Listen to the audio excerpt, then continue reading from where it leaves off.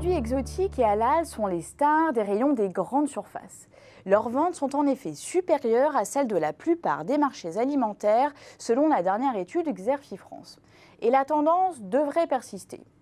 Ces produits exotiques répondent en effet aux attentes des consommateurs en matière de variété dans l'alimentation, mais aussi de praticité et de convivialité lors des repas, grâce aux nombreux plateaux repas et autres kits à partager. Quant à la demande de produits halal, elle progressera en raison de l'augmentation de la population musulmane et de son souhait de consommer en priorité des aliments halal. Ce marché des produits exotiques et ethniques n'a pas encore révélé tout son potentiel de croissance. C'est ainsi que les sushis, les produits exotiques hors Asie et hors Tex-Mex, les produits indiens ou nord-américains, mais également les aliments frais et surgelés halal, disposent du plus grand potentiel de croissance.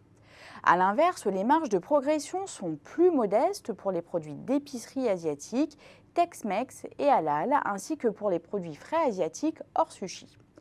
Mais à moyen terme, le principal moteur de la croissance du marché sera l'élargissement de l'offre.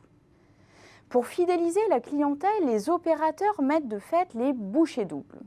Je veux dire que les industriels rivalisent d'imagination pour inventer des produits plus pratiques, des recettes originales et améliorer la qualité des aliments.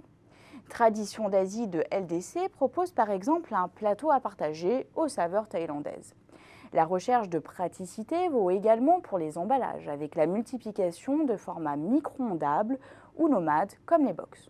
Les fabricants s'efforcent aussi de monter en gamme et de segmenter leur offre. Certains proposent donc des versions bio de leurs produits phares. Les aliments sans gluten sont également au menu, à l'image des tortillas et faritas lancés en mars par Old El Paso de General Mills.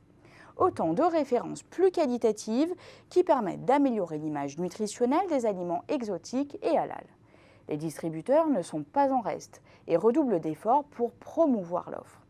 Ils font alors de la place dans leurs rayons à ces produits. Certains n'hésitent pas non plus à les mettre en scène avec du mobilier spécifique. Qu'en est-il alors du jeu concurrentiel sur le marché des produits exotiques et halal ? Force est de constater que les acteurs spécialisés sont bien implantés grâce à une forte légitimité et une offre large.